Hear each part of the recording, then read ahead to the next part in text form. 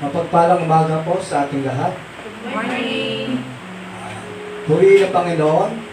Ihanda po natin ating mga puso't isipan sa pagsamba sa ating Diyos, sa pag-awit, sa panalangin, sa pagbibigay at sa pagkinig ng Kanyang salita.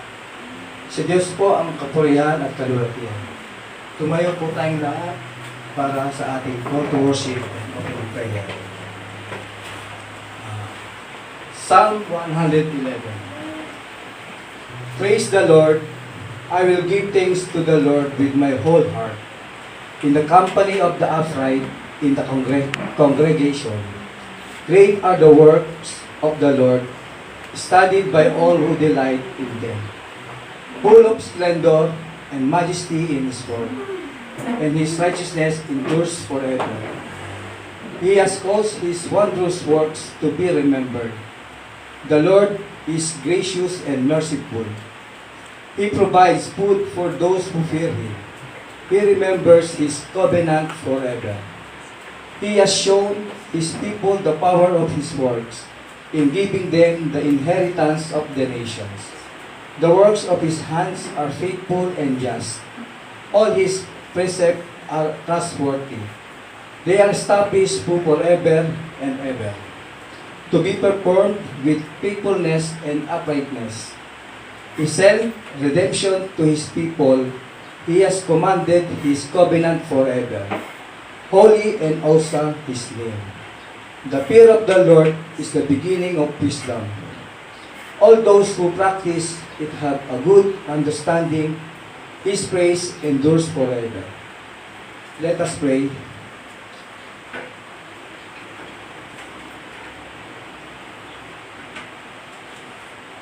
O Diyos naming makapangyarihan, salamat po Panginoon sa umagang ito na kami ay nagtipon-tipon upang muling magpuri at magpasalamat sa araw na ito.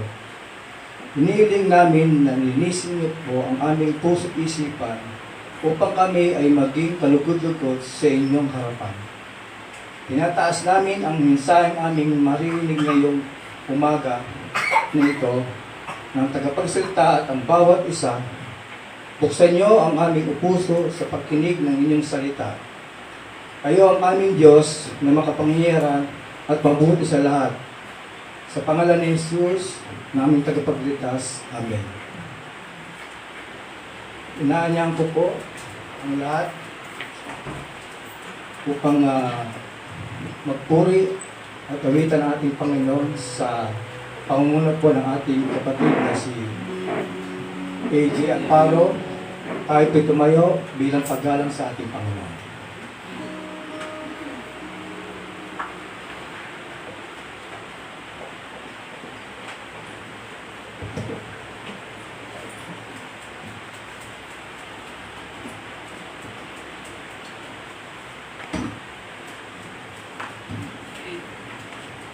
Morning po sa ating lahat. Morning.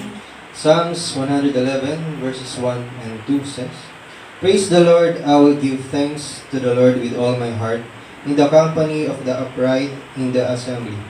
Great are the works of the Lord, they are studied by all who delight in them. Ang ating kasiyahan at pagsamba ay may saligan. Nagagalak tayo sa Panginoon dahil pinayag niya ang kanyang sarili sa pamamagitan ng kanyang kamanghamanghang mga gawa.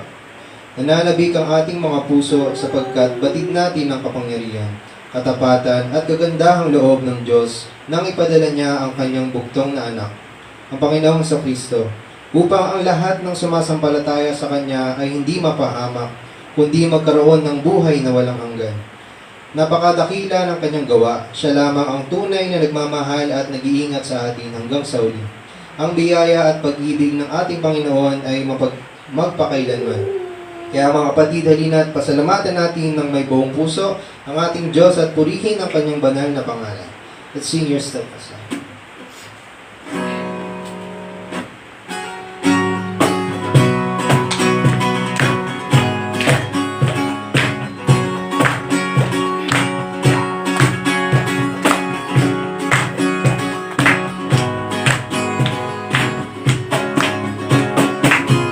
Your steadfast love stands to the heavens.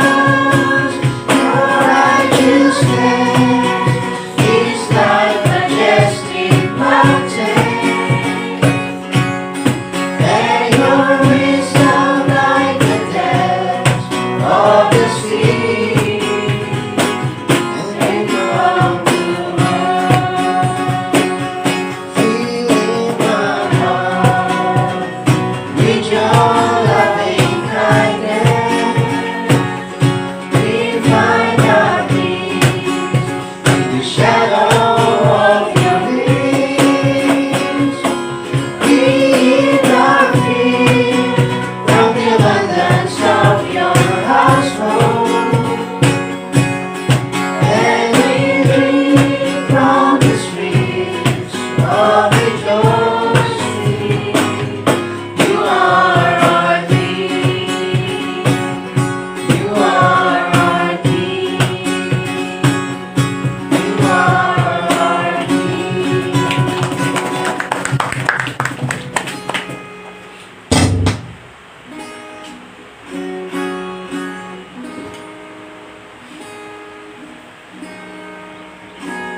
Let's sing. Great is the Lord.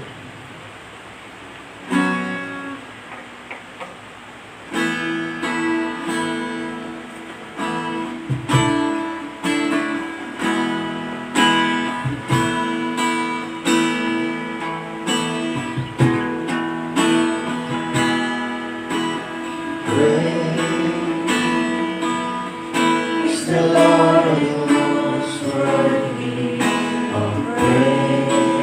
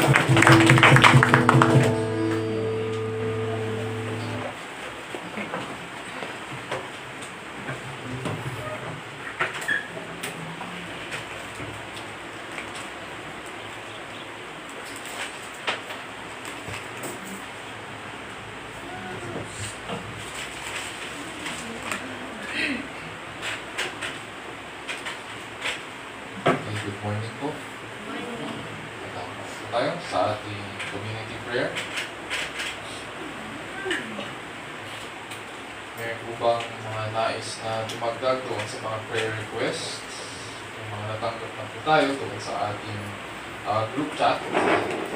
And before we proceed, meron po bang mga hahabol pa? Yung nanay daw nila Rachel. Ate Rose. Okay. Ano yung sakit? Lalamot ko.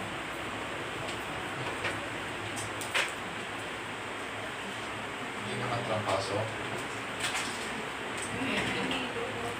Lagnat lang. High blood. Okay. Meron pa?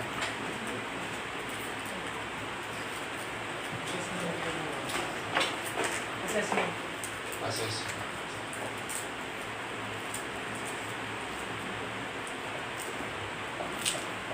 Anong klaseng assessment? Exam ko ng every Friday. Exam sa training. Okay. On the job exam. Okay. How many weeks yung assessment? 1 month, 3 weeks. 3 weeks. Pang ilang week na to? 7 days. First week ko lang. First week. Okay. Meron pa po?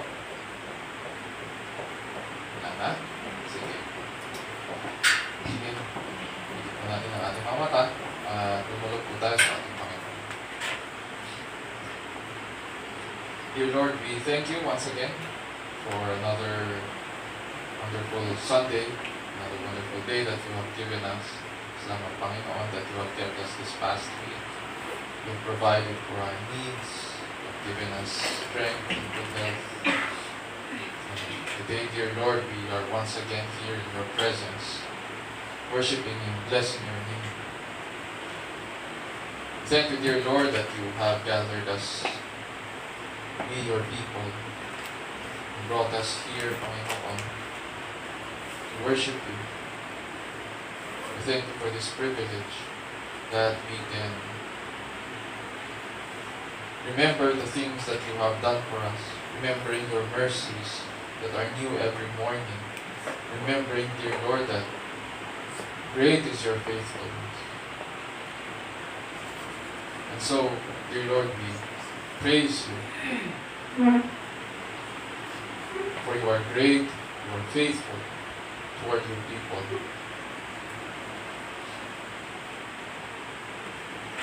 Dear Lord, we also come to you confessing our sins.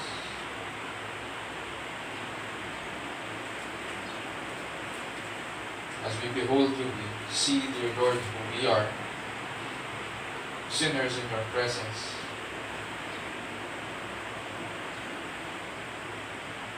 And so, dear Lord, we seek the blessings that Christ, whose work on the cross, has earned for us.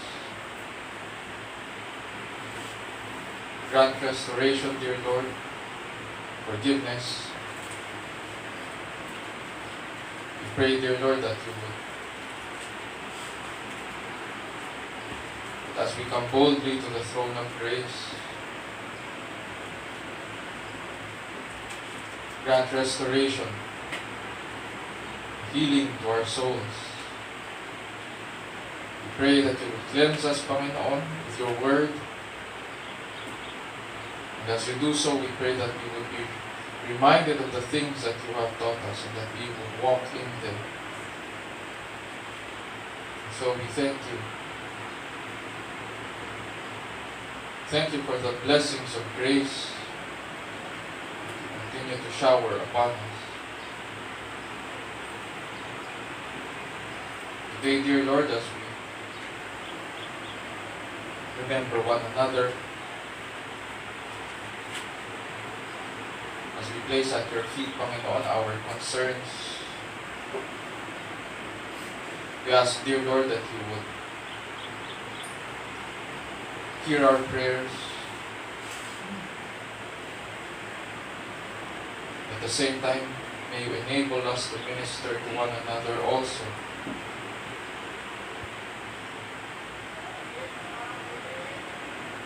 As one family, as one body in Christ.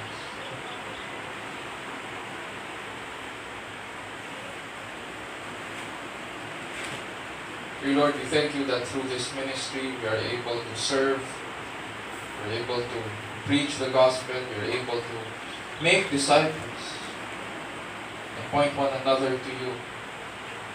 We pray that you would, dear Lord, bless the challenges, bless us as we face these challenges.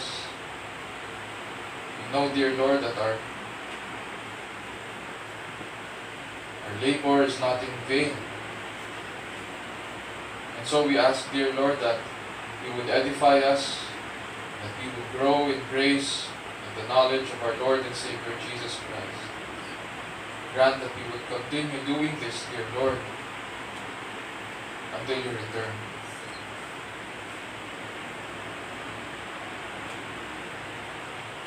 We also thank you, dear Lord, for giving us leaders to our national and local governments. That through them, dear Lord, there would be peace and order in the land. We understand, dear Lord, that the realm that they move in concerns all the citizens of the Philippines. It doesn't matter, Panginoon, if they are believers or unbelievers. And so we understand, Panginoon, that what our leaders do requires wisdom as well. And so we pray for them. Grant them, dear Lord, the skill that is needed to lead our country, Panginoon, through this crisis. And the issues, Panginoon, facing, Panginoon, as well yung foreign policy, especially now. We pray internally, Panginoon, against corruption, against abuse of authority. We ask that you would grant na maging maayos yung mga policies and programs that they draft para matulungan ang mga tao. We also ask, dear Lord, that as our brothers and sisters in government continue to teach, as they continue to study your word, we pray that the principles of your word would also reign in the halls of government. So that truthfulness and integrity, dear Lord, would be practiced.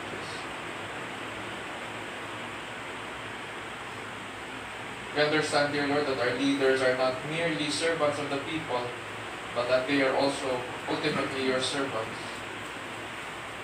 And so we bring them to your feet.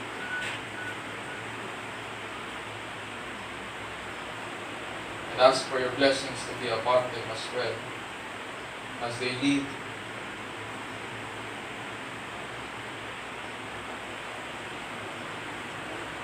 Oh Heavenly Father, we also come to you with our personal concerns.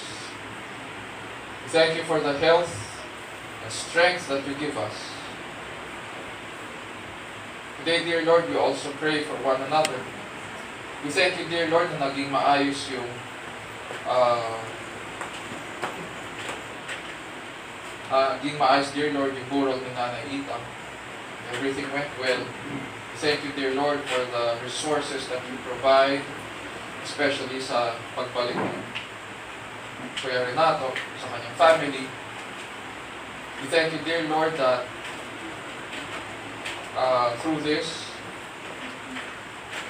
the gospel is also preached. And we pray, dear Lord, that may provide comfort even now sa kanilang family, sa Paterna family, as they face bereavement.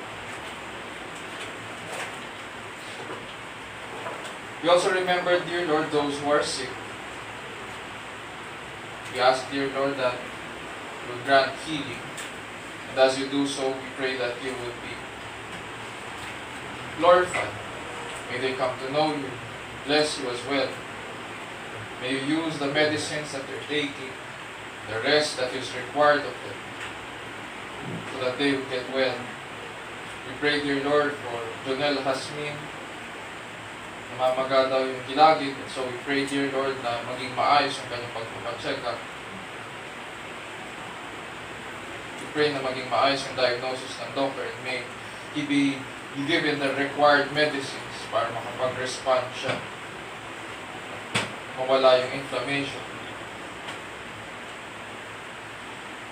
We also pray, dear Lord, for Gloria Turao. We ask, dear Lord, na maging maayos yung kanyang results ng mammogram. Pray for Mylene Aguilar as well, na patuloy na lumalaban sa kanyang breast cancer. During this time, we also ask, dear Lord, that as you provide for her, may she come to know you. May she learn from you. So we ask, dear Lord, that you would open her ears and her eyes so that she would hear your call.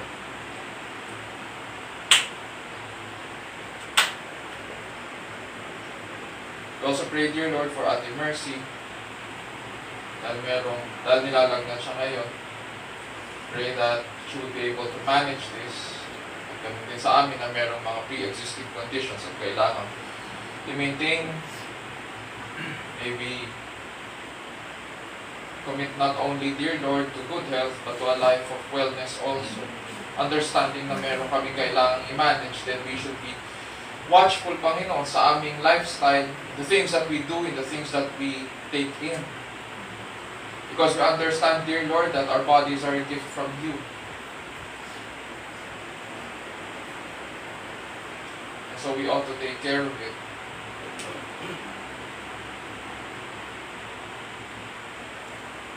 As well, we pray, dear Lord, for our students.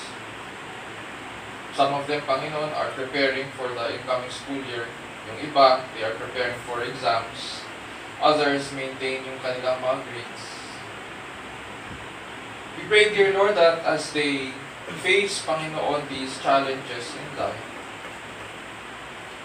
prepare, Panginoon. We ask that they would pass, Panginoon, yung kanilang mga exams with flying colors. For those who are starting a new school year, we pray, Panginoon, that they would also pass yung mga necessary requirements para makapagsimula sila sa panibagong school year.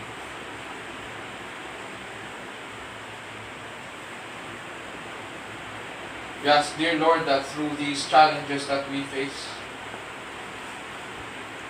may we also be reminded, Panginoon, that this is your way of strengthening your people also. That you have not only called us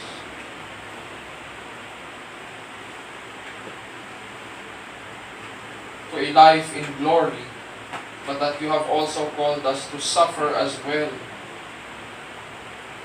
Prior to that, you have called us to bear, to deny ourselves, to take up our crosses daily and to follow you. And so may we be faithful disciples, Panginoon, in this regard. Learning from our students, dear Lord, we pray that we would be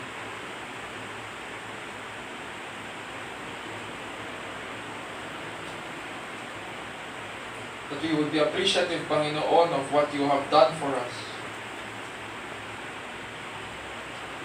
And in the blessings that you provide for us, dear Lord, we ask that we would work out our salvation with fear and trembling, remembering each day that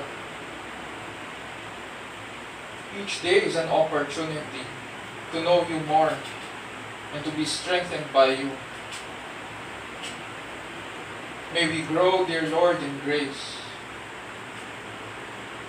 as we take on, Panginoon, these challenges. And in our decisions, we pray that we would show and display, Panginoon, the wisdom that you have given us from the gospel.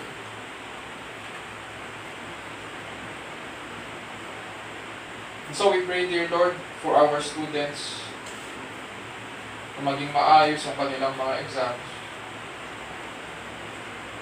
Accordance to your will, we pray, dear Lord, that you would grant wisdom sa kanila, especially kay Jewel Hasmin sa kanyang entrance exam sa BLMAR. Ganun din kay Jaira, na mag-maintain niya po yung kanyang grades. We also pray, dear Lord, for Jonah sa kanyang assessment. And as it is released, Panginoon, tomorrow, it will be discussed to him. We pray, Panginoon, na maging favorable ito.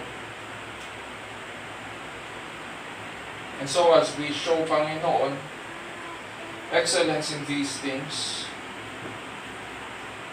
may we be reminded that you have called us to a life of holiness. We are to grow, Panginoon, in holiness each day. And this is to be seen, Panginoon, in our lives because you, our Father in heaven, are holy.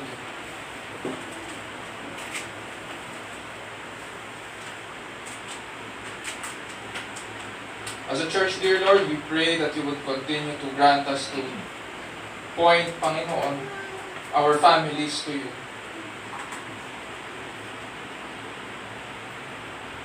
As we taste and see, dear Lord, your goodness toward us, we pray, Panginoon, that we would remember to share these as well to our families, to our children. Enable us, dear Lord,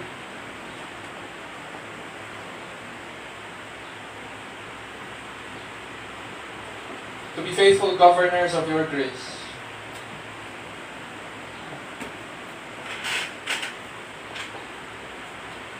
So that our households, dear Lord, might come to know you. And all of us, dear Lord, would bless your name. As we now approach your word, we ask, dear Lord, that you would open our eyes, that we may behold your beauty. Pray that you would grant us ears that would hear your call. Grant us to respond. And even now, as we taste, dear Lord, your word, give us that desire, dear Lord, to learn from you and to continue to come to you, to bless you, to worship you. Pray, dear Lord, that you would change us in the study of your word and we will be changed. And this we pray in Jesus' name, our Lord and Savior. And all God's people will say, Amen.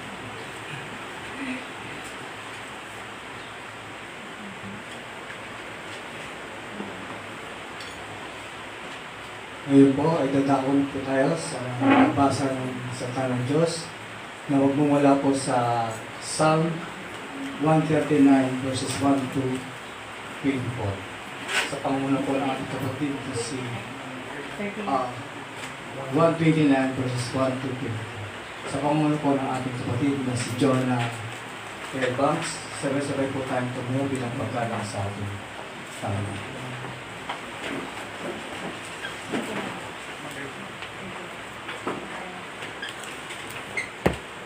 Magandang umaga po sa ating lahat. Psalms 139 verse 1 to 24. It says here, to the choir master, a psalm of David, O Lord, you have searched me and known me. You know when I sit down and when I rise up. You discern my thoughts from afar. You search out my path and my lying down, and are acquainted with all my ways. Even before a word is on my tongue, behold, O Lord, you know it altogether. You hem me in behind and before, and lay your hand upon me. Such knowledge is too wonderful for me. It is high, I cannot attain it. Where shall I go from your spirit? Or where shall I flee from your presence? If I ascend to heaven, you are there. If I make my bed in Sheol, you are there. If I take the wings of my morning and dwell in the uttermost parts of the sea, even there your hand shall lead me, and your right hand shall hold me. If I say, surely the darkness shall cover me, and the light about me be night. Even the darkness is not dark to you. The night is bright as the day, for darkness is a light with you. For you form my inward parts. You knitted me together in my mother's womb. I praise you, for I am fearfully and wonderfully made. Wonderful are your works. My soul knows it very well. My frame was not hidden from you. When I was being made in secret, intricately woven in the depths of the earth, your eyes saw my unformed substance. In your book were written, every one of them, the days that were formed for me, when as yet there was none of them. How precious to me are your thoughts, O God! How vast is the sum of them! If I would count them, they are more than the sun. I awake and am still with you. Oh, that you would slay the weak, O God! O men, the blood departs from thee. They speak against you with malicious intent. Your enemies take your name in vain. Do I not hate those who hate you, O Lord? And do I not loathe those who rise up against you? I hate them with complete hatred. I count them my enemies. Search me, O God, and I know my heart. Try me and I know my thoughts, and see if there be grievous way in me, and lead me in the way everlasting. Ito pang salita ng Diyos, puri ng Panginoon.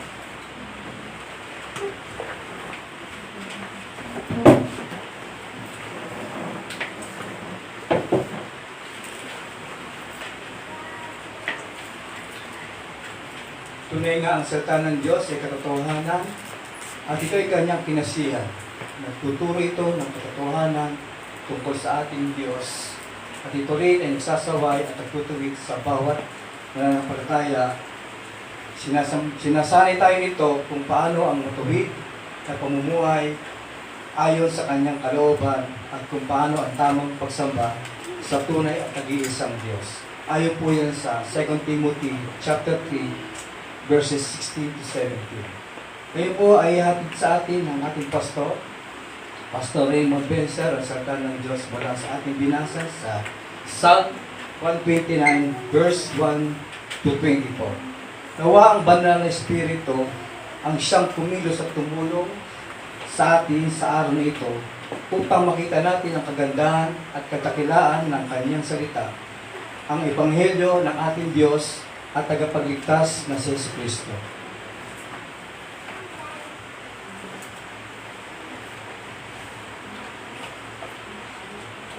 Good morning po. So, correction lang po. Psalm 139 po tayo ngayon. So, ang Psalm 139 ay isa sa mga kilalang Psalms dahil doon sa kanyang panalangin sa bandang huli. Maaari nating sabihin ng ating pag-aaralan sa umagang ito ay bahagi ng series ng pag-aaral natin ng Psalms. At maaari nating sabihin na bahagi rin ito ng pag-aaral natin ukol sa konsepto ng Diyos sa VBM Statement of Faith. So it is a transition of sorts. Bago tayo magpatuloy, hayaan niyo pong basahin ko po muli ang ating text sa umagang ito. This time naman po sa Tagalog. Ganito po ang sinasabi sa Psalm 139. Lubos ang kaalaman at paglingap ng Diyos. Ako'y iyong sinisiyasat, batid mo ang aking buhay. Ang lahat kong lihim, Yahweh, ay tiyak mong nalalaman. Ang lahat ng gawain ko sa iyo ay hindi lihim. Kahit ikaw ay malayo, batid mo ang aking isip. Ako'y iyong nakikita, gumagawa o hindi man. Ang lahat ng gawain ko ay pawang iyong nalalaman. Di pa ako umiimik, yaong aking sasabihin, alam mo ang lahat ng iyon, lahat ay di malilihim. Ikaw ay laging kapiling ko, katabi ko oras-oras.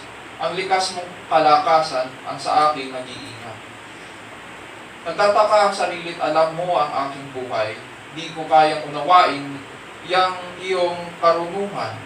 Saan ako magpupunta upang ako'y makatakas? Sa banal mong espiritu ay hindi ako makaiwas. Kung langit ang puntahan ko, piyong ika'y naroroon. Sa Sheol ay naroroon ka kung di na ako manganganlong. O kung doon ako manganganlong.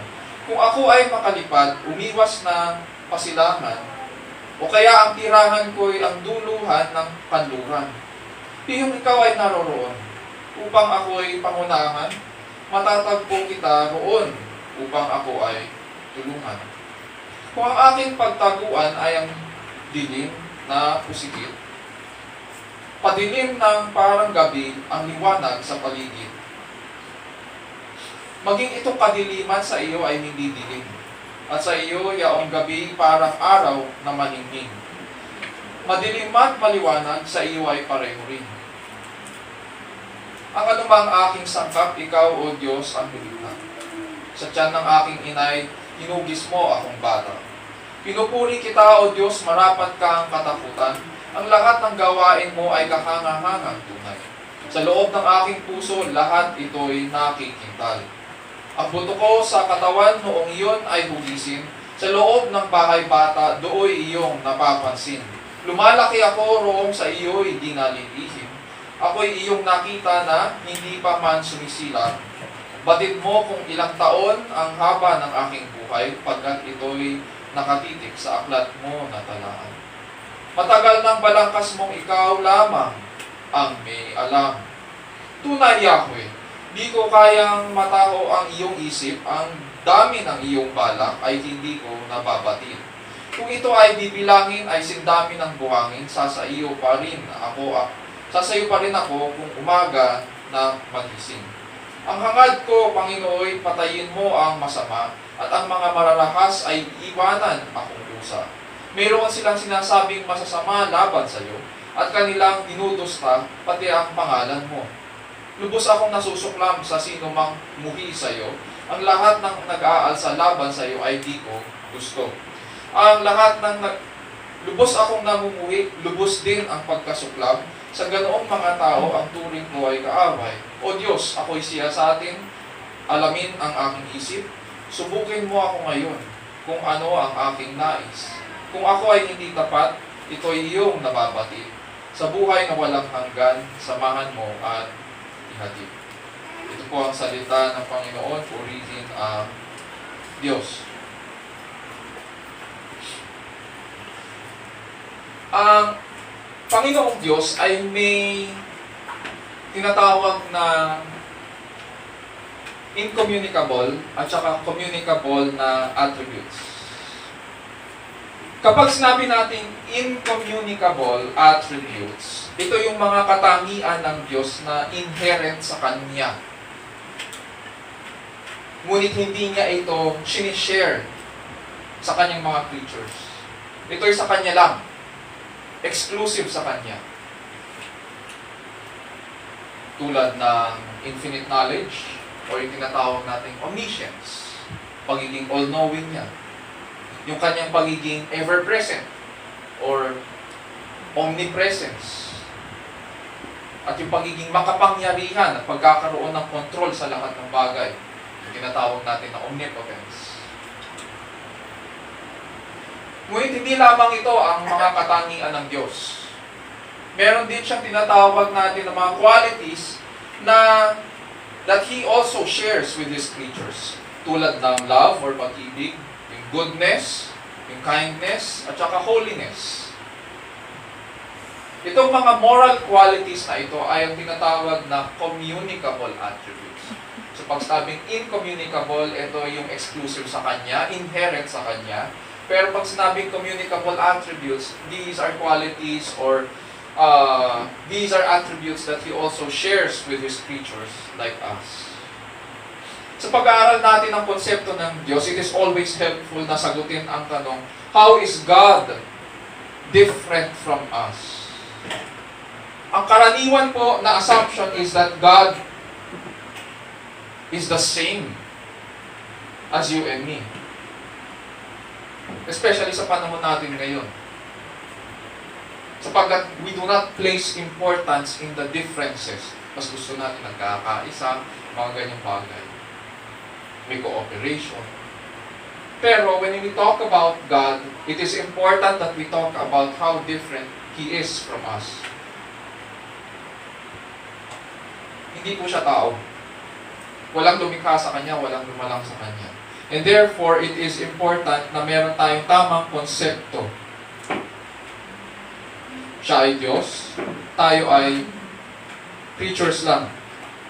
Bagamat may mga common qualities tayo sa Kanya, iba siya sapagkat inherent itong mga qualities sa Kanya. Maging ang pag-ibig, maging ang kabutihan, maging ang kagandahang loob, ito ay inherent sa Kanya. Kumbaga, ito ay substance niya. Matatandaan natin, sabi ni Apostle John, God is love. These qualities are inherent sa Kanya. Hindi katulad sa atin, shinare lang niya. We receive these as gifts from Him. Diba nga? Sabi pa nga ni Pablo sa Galatians 5, and the fruit of the Spirit is love, joy, peace, patience, gentleness, goodness, kindness, faith, self-control. These qualities were shared, were given to us as gifts. Bukod doon, ang Diyos ay walang bahid ng kasalanan. Ibang-iba siya sa atin. Sa Genesis 1 pa lang, pinapahayag na ng kasulatan kung ano ang Diyos. Siya ang makapangyarihang manlilikha at nandoon na siya sa pasimula. Hindi po tayo ang lumikha sa ating mga sarili. Siya ang lumikha sa atin. Sa bagang ito, we will look into some of His incommunicable at saka communicable attributes. At sa ating pag-aaral ngayon, panalangin ko po na makilala natin na pinahayag ng Diyos na siya ang ating makapangyarihang manlilikha. At siya rin ang tapat na manunubos. Nawa mabuksan ang ating mga mata at dahil nga sa yaman at lalim ng kanyang biyaya para makatugon po tayo ng may pagpapakumbaba at paninindigan ng pananampalataya sa harapan po ng Diyos, sa ilalim po ng kapangyarihan ng Diyos at para sa kalwalhatian ng ating dakilang Diyos. Sa umagang ito, sa Psalm 139, ito ang ating mga itatanong. What does it mean that God is all-knowing? Titingnan natin yung difference. Bakit ba ibang-iba ang Diyos sa atin? So what does it mean when God says that He is all-knowing? What does it mean? Ano yun? What does it mean that God is ever-present? And what does it mean that God is all-powerful? And what does it also mean that God is holy, holy, holy? Ang aklat po ng mga awit ay collection po ng mga awit at panalangin na ginagamit ng mga Hudyo sa public and private worship. In the past, nung pinag-aaralan natin ang books ng Psalms, ngayon, Psalm 139, pag pinag-aaralan natin to, nire-recite po nila ito sa kanila at ginagamit nila ito sa kanilang public and private worship. Ang buong aklat ng Psalms ay binubuo ng 5 aklat po at itong awitin na ating pag-aaralan ngayon ay bahagi ng Book 5 na binubuo ng Psalms 107 hanggang 150. Ang awitin na ating pag-aaralan ngayon ay sinulat ni Haring David. At ito po ay isang awit ng papuri.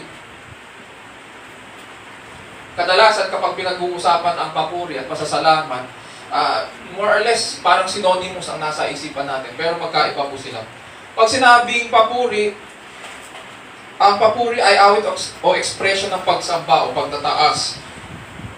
At ang batayan nito ay ang attributes ng Panginoon.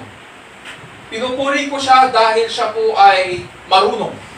Pinupuri ko siya dahil siya po ay makapangyarihan. Dahil siya ay puno ng awa, mapagbigay, mapagpatawad. nakaangkla, pag sinabing papuri, nakaangkla ito sa kanyang mga katangian. Pero pag sinabi nating pasasalamat, ang pasasalamat po ay expression o pag-awit na lumilingon sa mga pagpapala na natanggap natin mula sa Kanya. Pag sinabing nagpapasalamat tayo, nililingon natin ang mga mabubuti niyang gawa para sa atin. Yung mga natanggap natin sa Kanya na pagpapala at kagandahang loob. Dito sa Psalm 139, pinupuri ni Haring David ang Panginoon dahil alam ng Diyos ang lahat ng bagay at nandoon na siya sa bawat dako at panahon.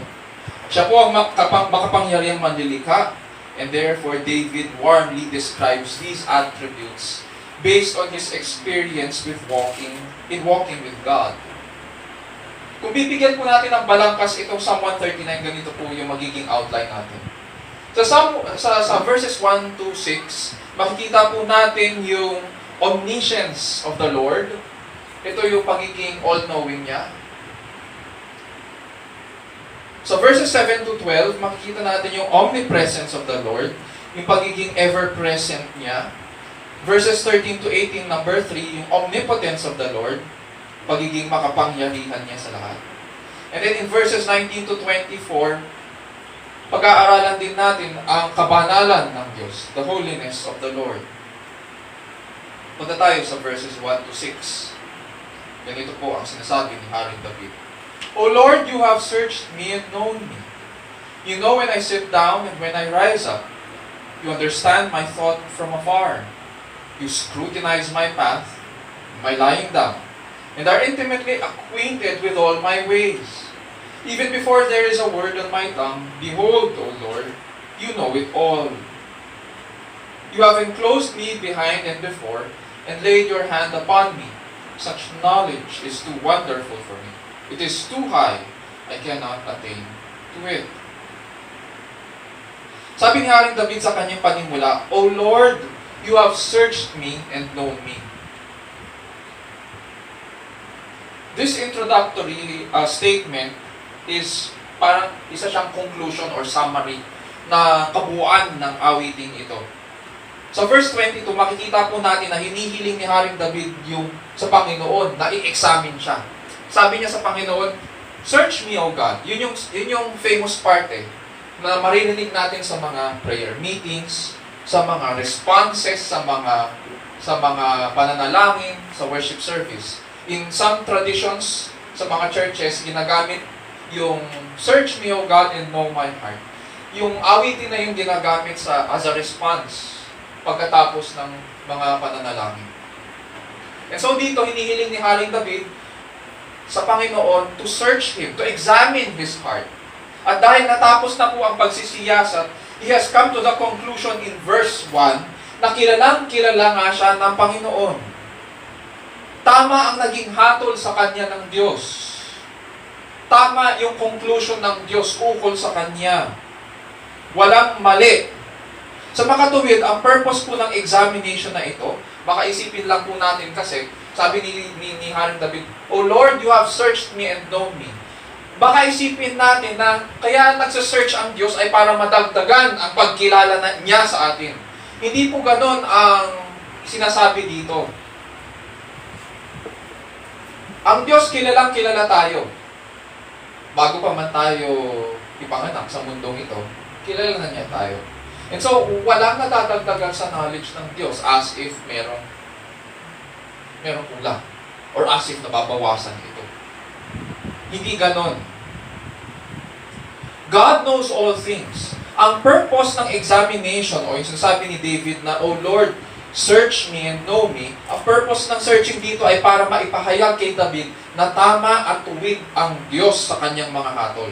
Ito ay para kay David at makilala niya ang Diyos. Na alam ng Diyos ang lahat ng mga bagay. Sa original language, itong salitang know, sa verse 1, ay may connotation ng intimacy or closeness. When you know someone, at kilalang-kilala mo siya, ibig sabihin close kayo dahil marami kang alam tungkol sa kanya. parang tulad sa magkakaibigan na kilala nila ang isa't isa. Alam nila ang favorites, alam nila ang favorite ng isa't isa, yung mga favorite colors, favorite na pagkain. Alam nila kung anong oras nagigising, anong oras natutulog. Alam nila kung ano ang ayaw sa mga bagay-bagay. Oh Lord, you have searched me and known me. Ang pagkakilala sa atin ng Diyos ay thorough at saka complete. To every detail. God knows us even more than we know ourselves. Mapapansin din po natin na itong pagkilala ng Diyos sa kanyang mga hinirang ay nabibigyang diin sa pagkakagamit ni Haring David sa pangalan ng Diyos. Mapapansin natin na hindi niya ginamit ang salitang God dyan. O Lord, sabi niya. Sa original language, ang salitang ito ay Yahweh. It is God's personal name. Kung sinusulatan natin ang ating mga Bibles at nilalagyan natin ng notes ito, there is a distinction between the use of Yahweh at saka God. Itong personal name ng Diyos ay binigay niya sa kanyang bayan. It is His covenant name. At pinahayag niya to sa kanyang mga hinirang. Siya na nakikipagtipan at nais maging malapit sa kanyang mga hinirang. And so tama lang, nabibigyan ng emphasis ngayon itong closeness ng Diyos kay Haring David. And so, just how much does God know about His people? We need to ask. In the next verses, pinapaliwanag ito ni Haring David. Sabi po niya sa verses 2 to 5, or 2 to 3 muna, you know when I sit down and when I rise up. You understand my thought from afar. You scrutinize my path and my lying down and are intimately acquainted with all my ways. Ang karunungan ng Diyos ay hindi limited ng distance or proximity. Hindi porket ang luklukan niya ay nasa kaitaas-taasan at nandito tayo sa lupa, ay hindi na niya alam ang nangyayari po sa atin. Tayo, pag meron tayong kaibigan at hindi natin at nasa malayong lugar siya, it is possible na hindi niya alam ang lahat ng nangyayari sa atin. At hindi rin natin alam ang nangyayari sa kanila. Ganon din sa mga mahal natin sa buhay. Pag nag-abroad sila, ang panalangin natin ay proteksyonan sila ng Panginoon. Bakit? Kasi hindi natin nakikita ang nangyayari sa kanila. Our knowledge is limited by distance. Pero dito naiintindihan ni Haring David na ang Diyos nakikita ang lahat. Alam ang lahat. And His knowledge is not limited by distance.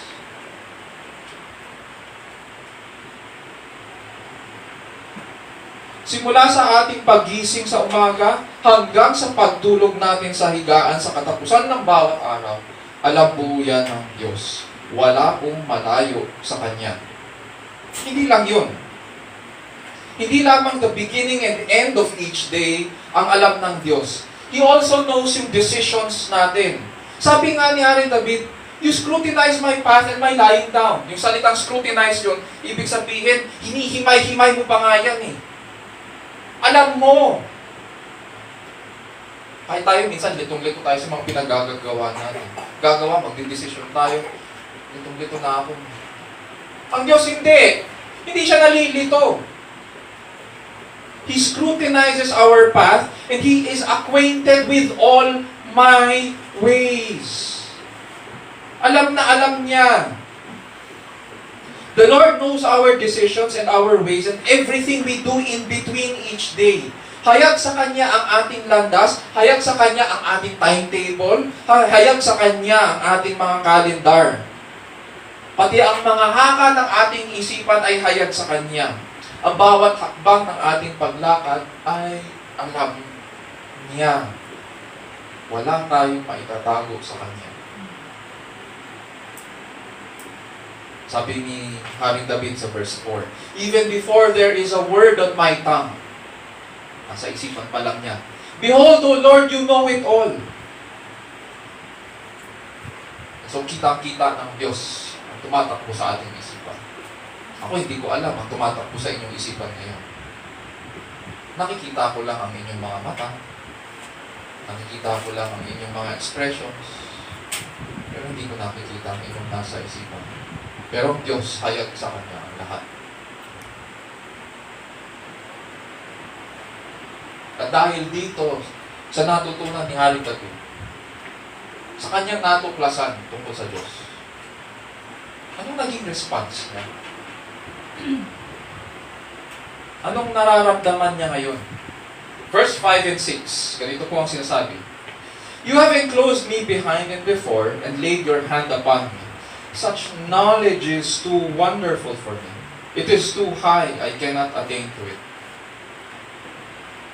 Dahil po wala siyang takas sa mata ng Diyos, nakaramdam po siya ngayon ng sense of confinement. Parang nalula siya ngayon sa natuklasan niya. Ang salitang ginamit dito na hand, and laid your hand upon me. Imagine mo dito, sino dito nanghuhuli ng tipaklong? Bata sila. Or lipis. Sabi nila, wala daw macho-macho sa lumilipad na ipis. Kapag nanghuhuli ka, nakaganyan yung kamay ko di ba? Nakaganyan eh. Lalo na pag may tipaklong sa loob ng bahay. Pag ganyan, pakap. Yan yung tinutukoy dyan. Hindi siya ordinaryong palad na nakaganyan, na flat. Nakaganyan. Sa original language, ganun ang pagkakagamit ni Haring David sa hand dito. So, ang feeling ni Haring David ngayon, parang siya yung tipaklong. Ginano ng Diyos para hindi makatakas. Feeling niya ngayon, confined siya dahil sa kaalaman ng Diyos. Para siyang ipis na nahuli at tinakluban para hindi makatakas at nare-restrict siya ngayon. Dahil ganito ang nararamdaman ni Haring David, ang conclusion niya ay na-overwhelm siya, nalulula siya. Sabi nga niya, it is too much for me to handle. It is wonderful. Ang salitang wonderful dito ay hindi yun yung positive na wonderful. Ay, wonderful. Hindi ganon. Hindi siya expression na positive. Para sa kanya, it is too extraordinary. It is supernatural. Nalulula ako, hindi ko kaya, hindi ko maaabot. Hindi ko kaya maintindihan. Nare-restrict ako. Feeling ko parang nakulong ako. Laging may nakabantay sa akin.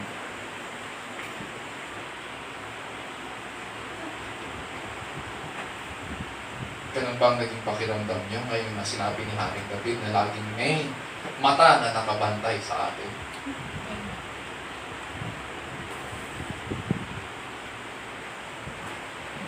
To some extent, bigla akong natanda, may katotohanan din yung sinasabi sa jeepney.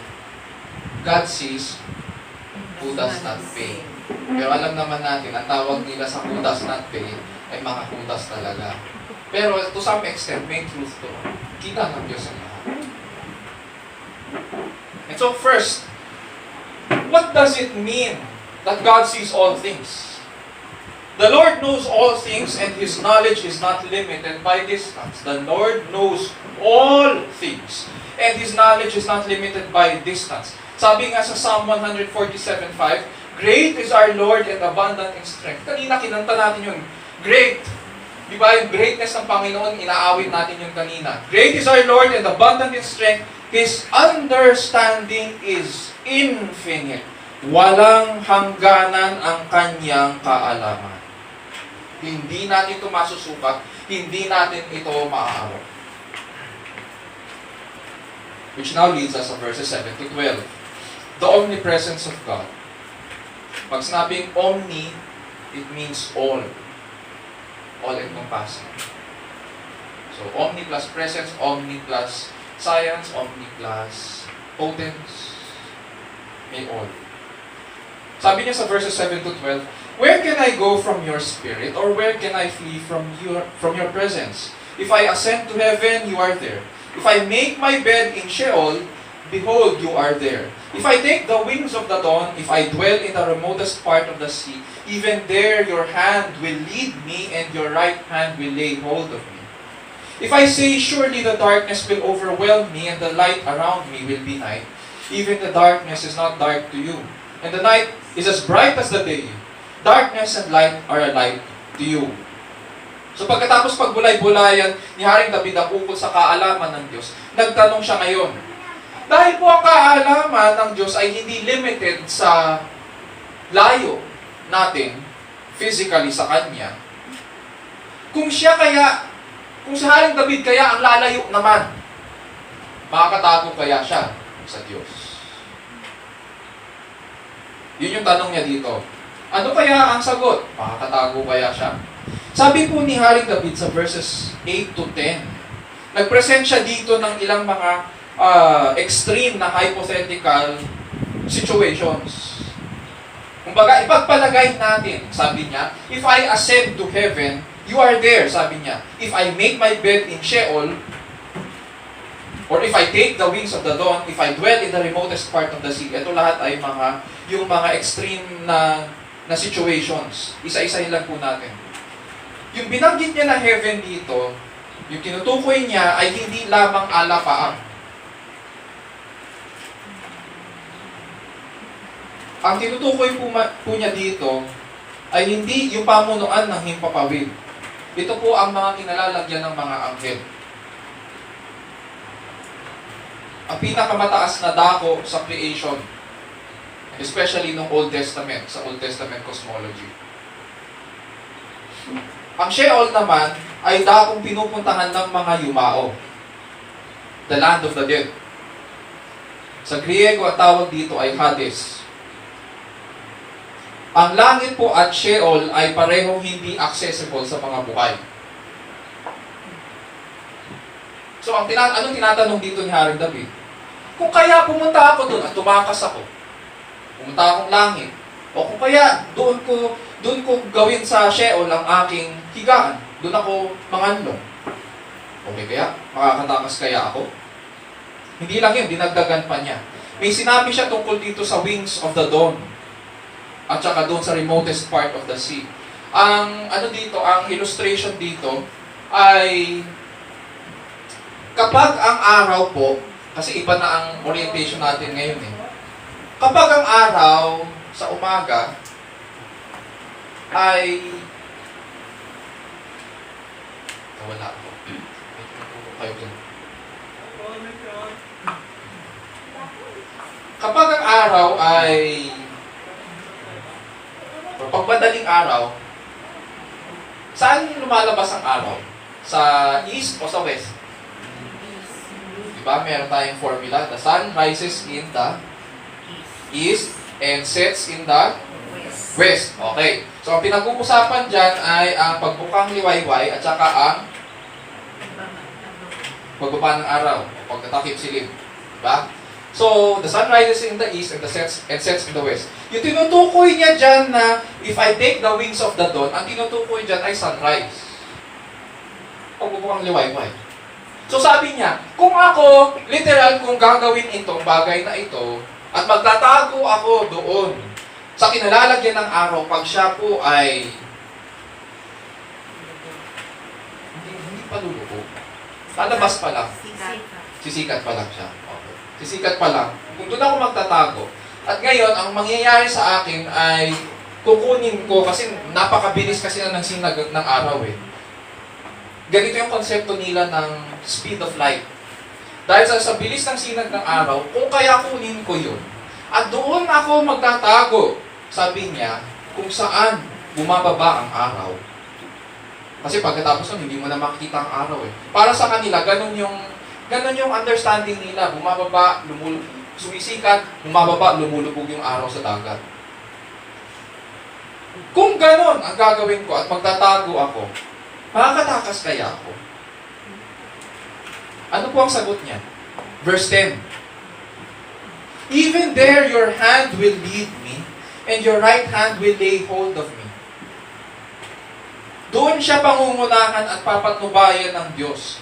Hindi po siya pababayaan. Yun yung sagot. Kahit na magtago ako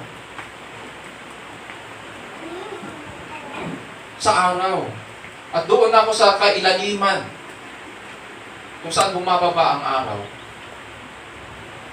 sabi niya, hindi ako makakatakas sa'yo. Sabi niya, papatnubayan mo pa nga ako eh.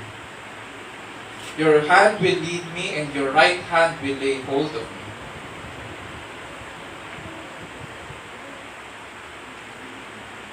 Tapos sa verse 11, dito medyo exaggerating na si Haring David at nakakakilabot yung kanyang exaggeration.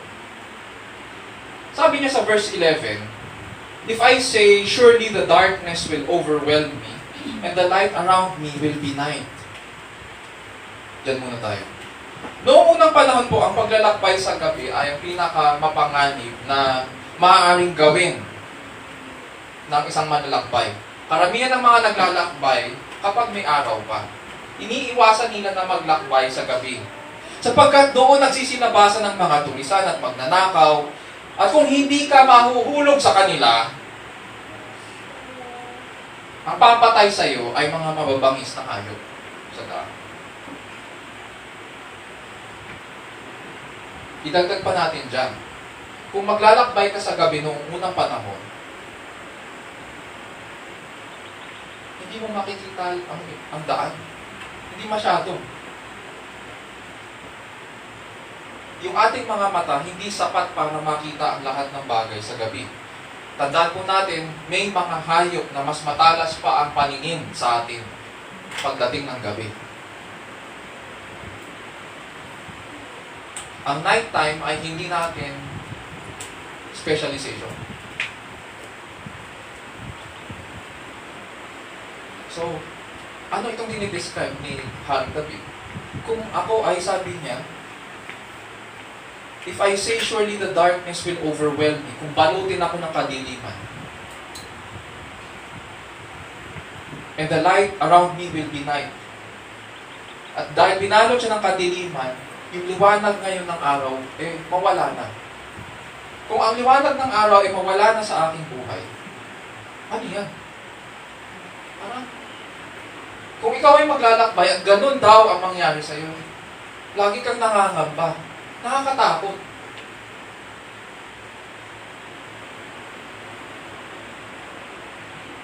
Ngayon, ang intention niya ay magtago sa ganong klaseng kadiliman. Yung kadiliman, ganito kasi yun. Kanina, nung inaayos natin ito, madilim, di ba? Tapos, nung binukas natin yung ilaw, nanatili bang madilim? Hindi kayo sigurado. Nung binuksan yung ilaw, ulitin ko yung tanong, nung binuksan yung ilaw, nanatili bang madilim? Hindi. Kahit saang dako ng mundo, sa oras na binuksan mo ang ilaw, nawawala ang dilim. Dito sinasabi ni Haring David, mayroong kadiliman na bumabalot. At sabi niya, ina-assume niya, at itong klase ng kadiliman, sabi niya, nakakapagtaka. Yung liwanag dito, hindi kayang tuksain yung dilim. Saan? We have not seen this kind of darkness before. At nakakapangilabot. Pero ang assumption ni Haring David, kung kaya ganun ang mangyari sa atin, sabi niya sa Panginoon, dito sa kanyang panalangin at awitin na ito, kung kaya ganun ang mangyari sa akin, sabi niya sa Panginoon, mawawala kaya ako sa paningin ng Diyos? Kasi ito yung klase ng kadiliman na hindi napupuksa ng liwanag. Sa New Testament, pag binasa natin ito, may mga katumbas ito. Yung sinasabi ni Jesus Christ, and they will be thrown out into the utter darkness, where there will be gnashing of teeth. Yun. Pero dito, ina-assume ni Haring David, paano kaya kung ganito, Panginoon? Makakatago kaya ako? Mawawala ba ako sa iyong paningin? Verse 12, anong sagot? Even the darkness is not dark to you. And the night is as bright as the day. Darkness and light are alike to you. Wala raw pinagkaiba sa mata ng Diyos ang dilim at liwanag. Hindi tayo nakakakita sa dilim. Gusto pa nga natin minsan, di ba? Pag madilim, nakakatulog tayo. Pero hindi tayo nakakakita. Pero sa mata ng Diyos, wala raw pinagkaiba ang dilim at liwanag. Walang limitation ito sa Diyos. Parehas dilim at liwanag, hayag ang lahat sa kanyang mga mata. And because of this, nakaramdam ngayon ng kapanatagan sa Panginoon itong si Haring David. Sapagkat walang nakukubli sa kanyang harapan. Which now leads us sa number 2. What does it mean that the Lord is everywhere present? It means, so number 2, the Lord is immense in nature. The Lord is immense in nature. Immense as in yung synonym ng immensity or largeness. The Lord is immense in nature and is present everywhere we go. The Lord is immense in nature and is present everywhere we go. Ang salitang immense sa church history po ay defined by may pinagkaiba ang pagkaka-define ng mga theologians sa immensity ng Diyos doon sa dinidefine ng mga dictionaries. Pag sinabi ng mga dictionaries na immense, may kinalaman po ito sa largeness of size or sa greatness of number or quantity. For example na lang, pag sinabing I just witnessed an immense wave smash against the rocks. Pag sinabi, greatness in size yun. Pag sinabing, he commanded an immense army, ang pinag-uusapan doon ay yung greatness of quantity. Pero sa mga theologians, sa pag-aaral ng theology, ang immensity po ng Diyos ay described as His fullness and glory and perfections na hindi nalilimitahan ng time and space. His perfections cannot be limited by time and space. Hindi siya maaaring i-contain ng space. Kaya nga, He is everywhere present. Tayo, confined tayo by time and space. Siya hindi. He is everywhere present. Sa panahon po natin ngayon, may mga nagsasabi na dahil ang Diyos ay omnipresent or immense, it is because He is in everything. Baka may marinig tayong ganyan. God is in everything. Nasa mga ilog siya at mga puno na nasa hangin, nasa kalawakan, and because God is in all, God is also in me. Mali po ito. Yung ganitong maling katuruan, it goes by many names. Pwedeng ito ay Eastern idolatry. Maririnig rin natin ito na tinatawag na New Age. God is in everything. And because God is in everything, God is also in me. New Age ito, New Age teaching. Sa theology, ang tawag namin dito ay pantheism. Pan means everything. Theism means the worship of God. Also, the worship of God in everything. Mali ang turo na ito. Ang implication po kasi ng maling katuroang ito, na God is in everything or God is in nature, ay ito. Because God is in me, ang Diyos ay hindi personal being. He is in everything. Hindi siya nagpapahayag ng kanyang pamantayan. Dahil ang Diyos ay nasa sa akin, ako ngayon ang gumagawa ng aking pamantayan. Ako ang masusunod. Ganon siya. God is in everything, God is in all is in God. And therefore, God is in me, and therefore, ako gagawa ngayon ng sarili kong pamantayan. I am the captain of my soul. Ako ngayon ang may pamantayan. Ang Diyos ay hindi personal being. Ito rin ang dahilan bakit marami ngayon ang nagsasabi at narinig natin ito. Kung nanonood tayo dati ng Oprah, narinig na rin natin ito. Sa mga stations, yung interview ni Isa Sigera, lately, or recently, itong June, na feature sa TV5, ang sinasabi nila, they are spiritual but not religious. Gusto nilang paniwalaan tungkol sa Diyos, pero ayaw nila ang pag-aaral ng salita, ayaw nila na nagtitipon, ayaw nila yung mga ganong klaseng bagay, sapagkat ang gusto nilang masunod ay ang kanilang mga sarili. Ngayon, ano ang masama doon? Ang masama doon, sarili mo ang nasusunod. It does not point you to Christ. It is a false teaching and it is anti-gospel. At dahil it is anti-gospel, there is no salvation in that false teaching. And in any false teaching for that matter, there is no power to save. Punta tayo sa pangatlo. Verses 13 to 18, the omnipotence of God. The omnipotence of God. Sabi dyan ni Haring David, "For you formed my inward parts, you wove me in my mother's womb. I will give thanks to you, for I am fearfully and wonderfully made. Wonderful are your works, and my soul knows it very well. My frame was not hidden from you when I was made in secret and skillfully wrought in the depths of the earth. Your eyes have seen my unformed substance, and in your book were all written the days that were ordained for me, when as yet there was not one of them. How precious also are your thoughts to me, O God! How vast is the sum of them!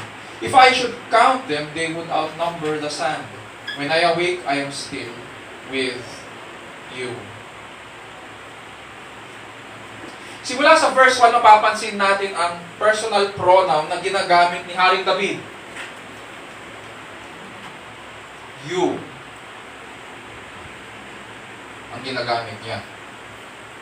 Hindi katulad ng ibang mga nagpapalaganap ngayon, ang gusto nilang gamitin sa Diyos ay it. Siya, you. Ang Diyos ay isang personal being. Hindi siya in everything. Yes, He is everywhere present, but He is not God in every single nature, part of nature. Hindi siya nasa batis o sa dagat. Hindi siya ang Diyos ng mga puno o nasa puno. Hindi ganun. He is a personal being. Kaya nga, you ang gamit niya. Hanggang dito. At manghang-mangha si Haring David sa pagkakagawa ngayon sa kanya nitong Diyos na nais maging malapit sa kanya. Manghang-mangha siya kay Yahweh. Sabi niya, "For you formed my inward parts, you wove me in my mother's womb." Noong unang panahon po, may basic understanding na po sila ng mga procreation at saka natural reproductive processes. But David emphasizes dito that God is the cause of it all. Sa mga katuwid, pag nakikinig tayo minsan kasi sa mga reproductive processes, pag sinabi kong reproductive process, ito po yung pag-meet ng sperm cell at saka ng egg cell. At ang nangyayari, pag nanonood tayo ng mga science videos, makita natin na nandyan yung egg cell ng babae, nag-iisa lang, tapos maraming sperm cell, at isa lang ang nakakapasok. Diba? Ganun siya eh. Isa lang. Hindi pwedeng dalawa, hindi pwedeng tatlo, isa lang. Noong unang panahon, meron na silang knowledge, basic knowledge. Hindi nila alam ang mga bagay na ito na nalalaman natin ngayon. Katulad ng pagkatapos ng ano nangyayari, merong cell mitosis or nagre-reproduce yung mga cells. Nagre-replicate sila. Ang alam nila ay ito. Ultimately, Diyos ang nagbibigay ng anak. Diyos ang lumikha sa bawat sangkap ng pagkatao ni Haring David, sabi niya. ang anumang aking sangkap, sabi sa Tagalog, ikaw, O Diyos, ang lumikha. You formed my inward parts. Sa mga tuwid, hindi swertihan na nagsama ang sperm cell at ang egg cell at pagkatapos nun ay nag-replicate sila. Hindi swertihan yon. Sabi ni Haring David, Diyos ang pumapatnubay. Siya yung nagsusustain nun. At pagkatapos nun, siya rin ang humubog kay Haring David upang siya ay maging bata sa sinapupunan. Sa bawat stage, from creation to development, nandoon ang Diyos. And because of this awareness, or because of this revelation, ano ang naging tugon ni Haring David sa Diyos? Verse 14, I will give thanks to you for I am fearfully and wonderfully made. Wonderful are your works and my soul knows it very well. Sa panahon po natin ngayon, may mga kababaihan na nagpapalaganap na ang fetus daw sa loob ng kanilang katawan ay bunch of cells lang. Malamang narinig na po natin yung mga ganyang klaseng mga turo. Na ang fetus daw ay bunch of cells lang. Hindi raw ito maituturing na tao hanggat hindi ito lumalabas sa kanilang katawan. Therefore, may karapatan silang ipa-abort yung fetus na yon kasi bunch of cells lang. Walang buhay daw yun. Napaka-ungodly ng teaching na ito at pinapakita natin ang kawalan ng takot at paggalang po sa Diyos. Dahil ang sanggol po ay tao, ito ay yung ginagawa ng mga kababahiyang ito ay pagkitil ng buhay. Napakalaki ng pananagutan po nila sa Panginoon. Sa ginagawa nila. Dito po sa ating passage, when David realizes yung complexity and beauty ng kanyang pagiging tao, wala siyang nagawa kundi magpasalamat at matakot sa Diyos. Sabi niya, I will give thanks to you, for I am fearfully and wonderfully. Nandiyan na naman yung salitang wonderful. Pwede natin sabihin na supernatural. Pwede sabihin natin na extraordinary. He is fearfully and wonderfully made. Natakot siya sapagkat kamay mismo ng Diyos ang nagbigay buhay sa atin. Ang kamay ng Diyos. Na-imagine ko siguro habang sinusulat ito ni Haring David. Bumalik sa kanyang isipan malamang ang Genesis chapter 1. In the beginning, God created the heavens and the earth. And the earth was formless and void. And darkness was on the face of the deep. And the Spirit of God moved over the waters. And God said, let there be light. And there was light. Everything in creation, ang ginamit ng Diyos para likhain ang mga bagay-bagay ay ang kanyang salita. Pero sinasabi sa atin ng scriptures na ang lalangin ng Diyos ang tao, ang ginamit niya ay ang kanyang kamay. God took a personal approach sa paglikha sa atin, sa pagbigay anyo sa ating pagiging tao. At ganun din ang sinasabi dito ni Haring David. Kaya natatakot siya. Hindi raw natin maitatanggi na Diyos ang gumawa ng mga bagay na ito because kung taong gagawa nito, marunong ba tayo? At saka paano natin malalaman ang mga bagay na ito kung hindi natin sisiyasatin? Paano mo sisiyasatin? Papantayan mo. May kapasidad tayong bantayan ng mga bagay na ito. Nandun po ba tayo noong nagtagpo ang sperm cell at yung sperm cell ng lalaki o yung sperm cell ng ating tatay at yung egg cell ng ating nanay? Nandun ba tayo? Tanda ko nung maliit yung mga anak namin, sinasabi namin, nung wala pa kayo, nandun pa kayo sa dagat, sa kalaliman ng dagat. Nandun pa kayo, wala pa kayo dito. Ganun yung paliwanag namin sa kanya, tandaan niyo. Nandun ba tayo? Noong nagkaroon ng cell replication, nung nagtagpo sila, pagkatapos ng cell replication, nandun ba tayo? Nabantayan po ba natin yun? Were we able to superintend the development processes para makuha ang specific features ng ating mga magulang? Bakit ang mata ng tatay ang nakuha? Bakit hindi sa nanay? Bakit nakuha yung hugis ng katawan ng kanyang nanay at hindi naman yung kanyang tatay? Bakit mayroong mga ugali tayo na nakikita sa atin ng ating mga magulang pero hindi naman nila tinuro sa atin?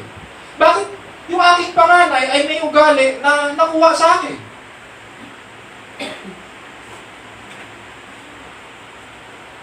Bakit yung aking bunso? May mga ugali na nakikita ko na nakuha sa aking asawa.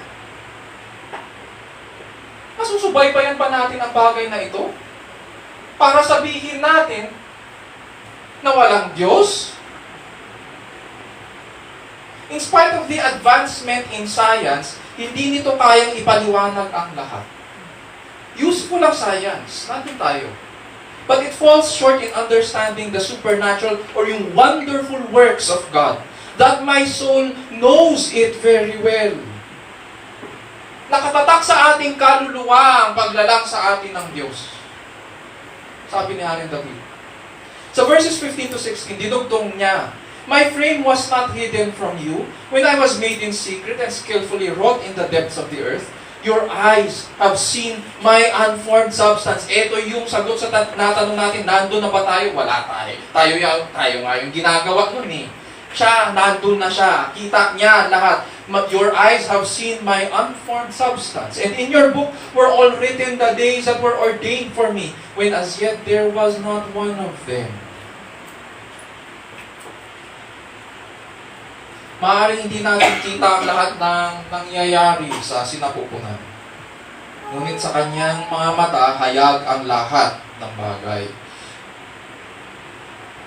Tayo po ba ang nagbigay sa sarili natin ng puso at utak? Tayo po ba?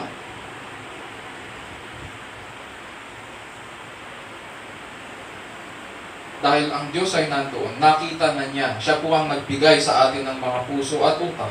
Siya rin ang nagbigay sa atin ng unang pagtibok nang pinadaloy niya ang dugo sa ating katawan. Nandun din siya nang lagyan tayo ng mga buto at bigyan tayo ng laman. More than that, sabi ni Haring David, "In your book were all written the days that were ordained for me, when as yet there was not one of them." Itong aklat na tinutukoy niya dito ay ang Book of the Living. At sumasakisag ito sa pagtatalaga niya ng lahat ng ating mga araw. Hindi pa tayo pinapanganak, alam na niya kung gaano katagal ang ating buhay. Alam na niya kung anong gagawin natin sa bawat araw.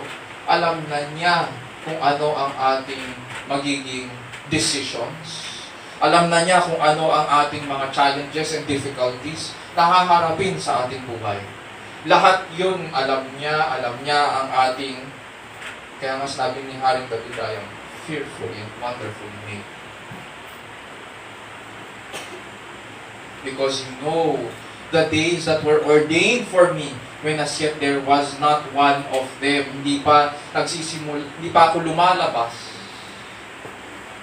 Alam mo na ang haba ng aking buhay at lahat ng aking gagawin at pagpapasyahan.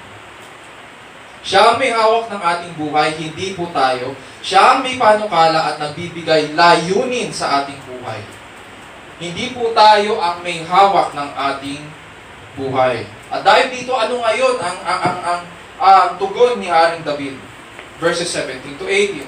"How precious also are your thoughts to me, O God. How vast is the sum of them. If I should count them, they would outnumber the sand. When I awake, I am still with you." Sa dami at ganda ng mga bagay na nakaplano sa isipan ng Panginoon, at dahil sa kanyang pag-ibig sa atin, walang magawa si Haring David kundi i-appreciate ang ginawa ng Panginoon at bigyan papuri ang Diyos na lumalang sa Kanya. Sabi ni Haring David, maging ang ating hininga, ang aking hininga upang gumising sa bawat umaga ay mula sa Kanya. At binibigay niya ito para ma-enjoy ko siya. Para makita ko at mamalas ko ang Kanyang magagandang gawa, ang Kanyang presensya. So what does it mean that God is omnipotent? Number 3, verses 13 to 18. The Lord is all-powerful and has planned out our lives comprehensively. Comprehensive ang pagplano ng Diyos. Pag sabing comprehensive, ang bawat detalye nandoon at nalalaman niya. Verses 19 to 24. Tingnan natin yung kabanalan ng Diyos. Pagkatapos niyang isipin ang tungkol sa kaalaman, presensya at kapangyarihan ng Diyos, bumaba ngayon si Haring David. Mula sa langit, bumaba siya ngayon sa lupa para ipaliwanag yung kanyang nararanasan, yung kanyang current situation. At sinasabi niya ngayon dito sa verses 19 to 24 yung kanyang realization. Sabi niya, "Oh, that you would slay the wicked, O God. Depart from me, therefore, men of bloodshed." Nagbago na, no? "Oh, that you would slay the wicked, O God." Hindi niya sinabi, "Oh, Yahweh." "Oh, that you would slay the wicked, O God. Depart from me, therefore, men of bloodshed. For they speak against you wickedly, and your enemies take your name in vain. Do I not hate those who hate you, O Lord? And do I not loathe those who rise up against you? I hate them with the utmost hatred. They have become my enemies. Search me, O God, and know my heart. Try me and know my anxious thoughts, and see if there be any hurtful way in me, and lead me in the everlasting way." Dito sa ating passage, mayroon po siyang mga kaaway, it would seem. At ginagamit daw nila ang pangalan ng Diyos para sa kanilang mga masasamang hangarin, gawain. At ang pinoprofess nila ay kilala daw nila ang Panginoon, ngunit taliwas ang kanilang buhay. Ano ba daw yung kanilang buhay? Marakas sila. Walang pagkilala sa katarungan. At mabilis sila magsalita laban sa Diyos. Mabilis rin sila pumatay. At dito, dinedescribe ngayon ni Haring David ang pinakita sa kanya ng Panginoon. And he says it in prayer form. Verse 19, "Oh, that you would slay the wicked, O God. Depart from me, therefore, men of bloodshed." Yun yung mga descriptions. Verses 21 to 22, "Do I not hate those who hate you, O Lord? And do I not loathe those who rise up against you? I hate them with the utmost hatred. They have become my enemies." Dito muna tayo. Sa unang basa, parang ang lupit ni Haring David. Palibasa na rin kasi yung ating pandinig, masyado tayong nahasa sa mga ungodly concepts ng panahon natin. Nasanay tayo na naririnig na ayokong mag-judge. Samantalang hindi naman tinuturo sa Bible na huwag kang mag-judge. You can judge, of course. You can do that righteously. Or, namihasa tayo na naririnig, ay, hateful speech yan. Hindi ka dapat nagsasabi ng mga ganyang bagay. Porket hindi ka agree sa kapwa mo, hateful speech na. Ngunit kailangan nating maintindihan na itong sinasabi ni Haring David ay hindi tungkol sa atin. Nawala na siya. Hindi ito tungkol sa atin. Ang tinuturo ni Haring David dito, it is about him responding to God's revelation of himself. It is about responding to God's revelation of himself. Pinahayag po ng Diyos kay Haring David na siya ang may akda ng buhay ng lahat ng tao. Diyos ang nagtatalaga ng bawat araw ng ating buhay. And pagpapala po ito. Thank you. Hindi ba, ngayon, dahil pagpapala ito, hindi ba dapat natin pinapahalagahan at iniingatan ang ating buhay bilang takot sa Diyos? Hindi ba dapat pinapahalagahan natin ang buhay? Bilang takot sa Diyos, tinanggihan ni Haring David ang kanilang mga gawa at inilayo niya rin ang kanyang sarili sa kanila. Kilala niya rin sa kanyang buhay at sa kanyang pagkilala sa Diyos, kilala niya kung sino ang karapat-dapat lang na gumanti. Diba? Sabi ng Diyos, "Vengeance is mine, saith the Lord."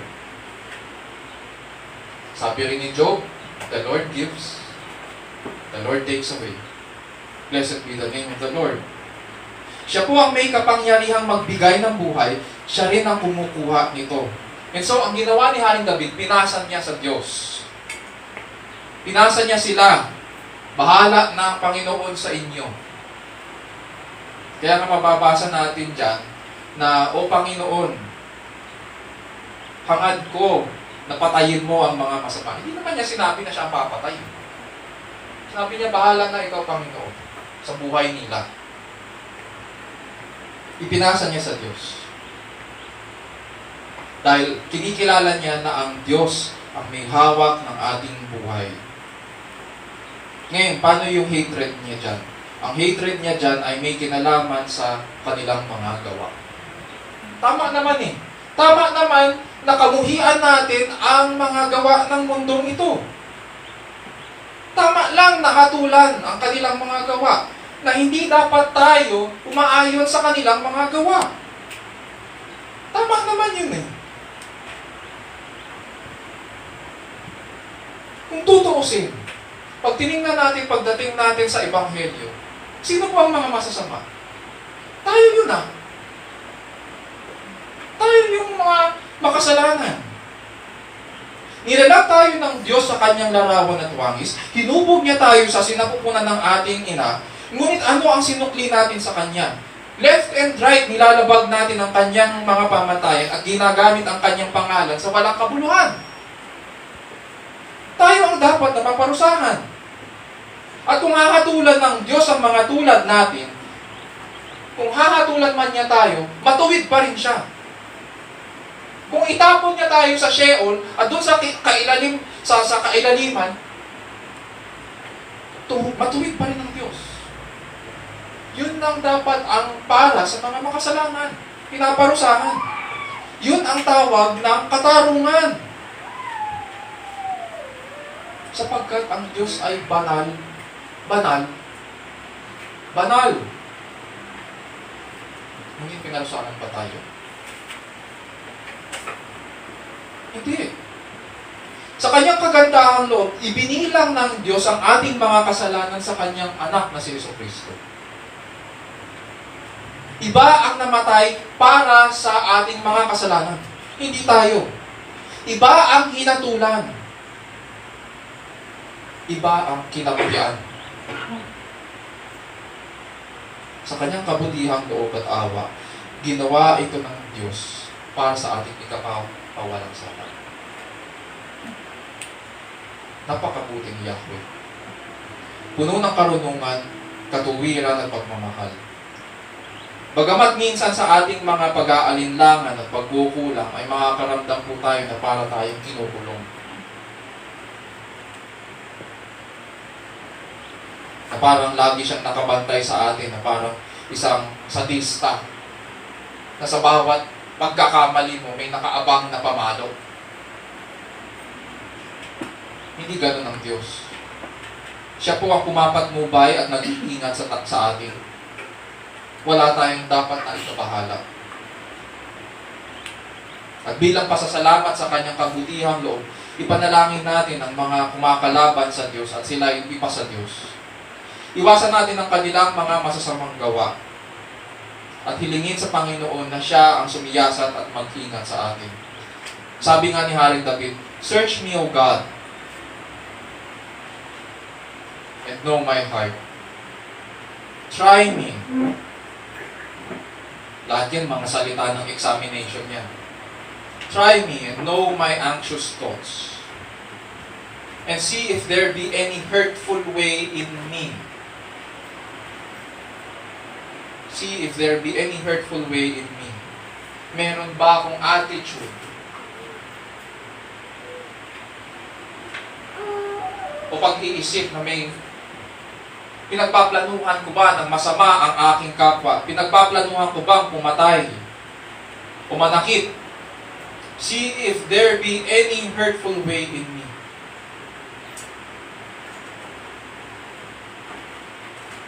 Sapagkat ayaw ni Haring David yun. Sabi niya, ano ang nais niya? Pagkatapos mo kung siyasatin, ano daw? Lead me in the everlasting way. Mga kapatid, minsan ang awiting itong Psalm 139, ay nagiging empty response na lang sa mga panalangin. Pagkatapos manalangin, sasabihin nila, tumayo po tayo lahat. Bigkasin natin ang ating response. Search me, O God, and know my heart today. Kanta lang ng kanta, pero walang kabuluhan. Walang kahalaga. Nagiging routine ang pagsamba sa Diyos. Nagiging routine, nawawala ang appreciation sa Kanya. But it should not be. Kilalang kilala po tayo ng Panginoong Diyos. Hindi tayo maaaring magtago sa Kanya sapagkat Siya po ang lumalang sa atin at nagtakda kung gaano kahaba ang ating magiging buhay dito sa lupa. Pinahayag niya ang mga bagay na ito kaya lumapit po tayo sa Kanya at hilingin na samahan niya tayo hanggang marating natin ang buhay na walang hanggan. Mga kapatid, isa puso natin ang mga bagay na ito at pasalamatan natin ang ating dakilang Panginoon. Tayo manalangin. Dear Lord, we thank you for your words.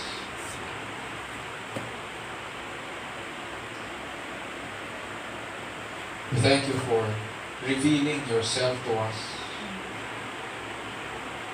showing your greatness, showing your holiness, your omniscience, omnipresence, as described by King David.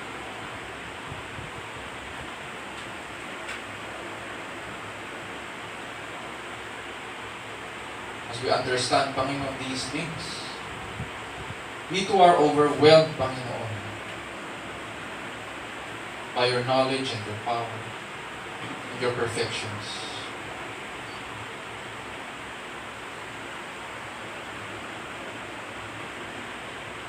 We fear for our life.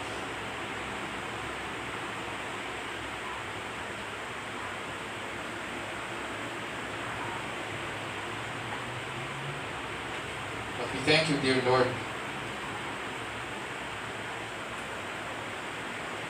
because you know us. You call us by name. You know the very strands in our head. And you know the number of our days. Even before we were born.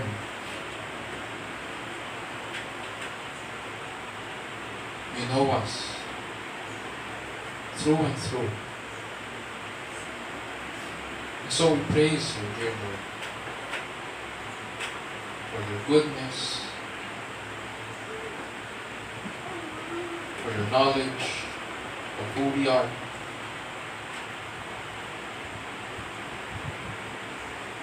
And for your power that has formed our very being.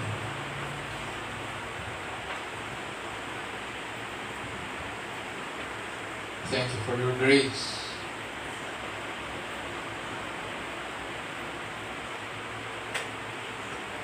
That in the display of your holiness,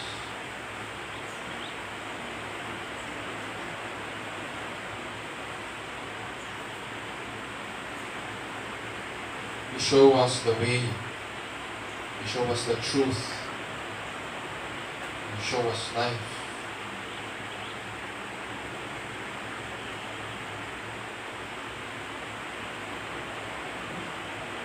So, dear Lord, we pray that you would continue to guide us. Grant us to grow in knowledge and grace of our Lord Jesus Christ. And as we do so, we pray, dear Lord, that may you continue to lead us in the everlasting way. And this we pray in Jesus' name, our Lord and Savior. And all of God's people will say, Amen. Amen.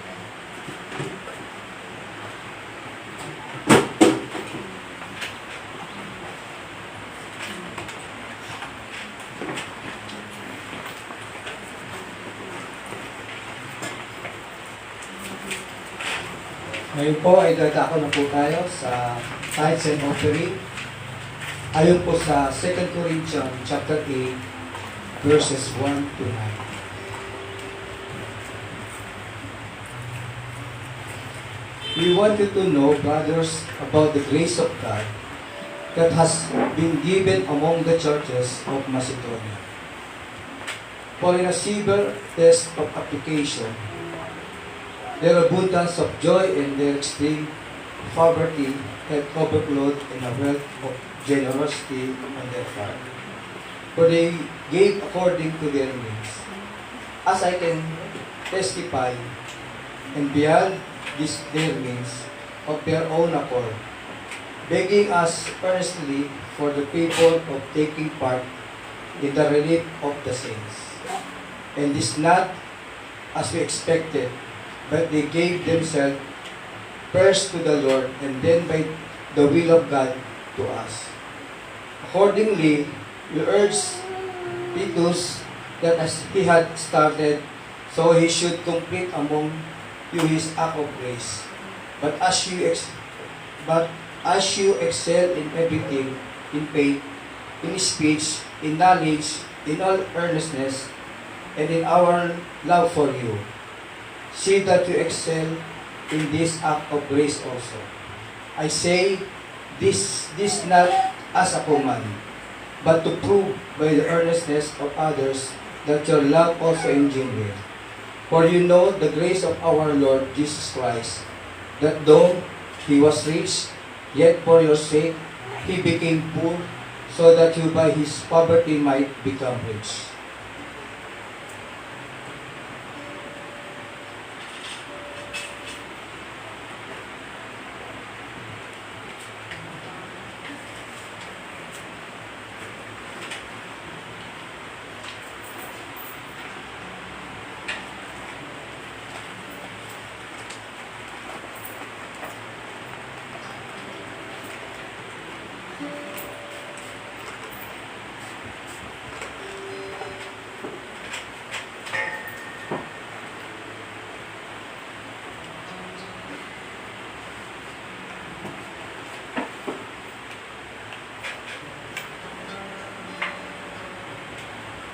Tayo po'y manalangin.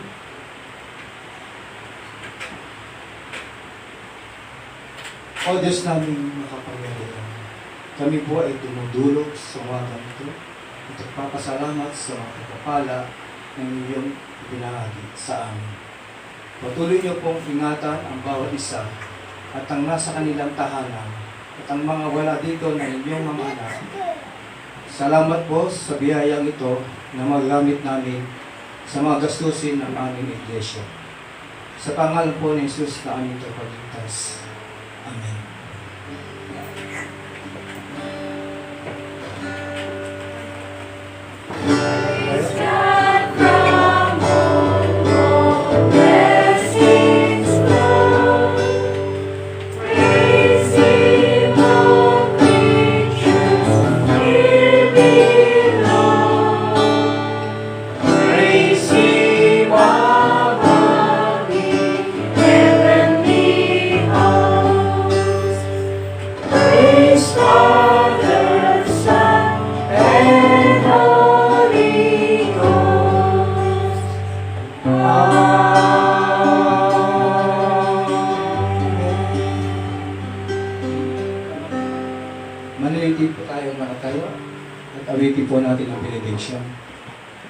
Mga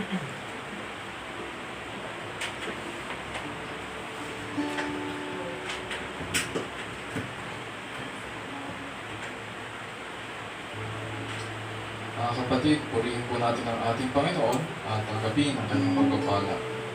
Now to Him who is able to establish you according to my gospel and the preaching of Jesus Christ, according to the revelation of the mystery which has been kept secret for long ages past, but now is manifested by the scriptures of the prophets, according to the commandment of the eternal God, has been made known to all the nations, leading to obedience of faith.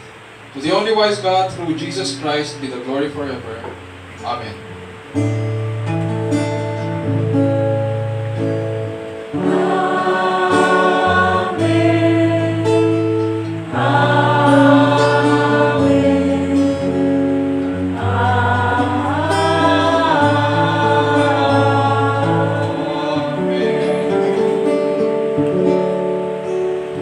God bless you.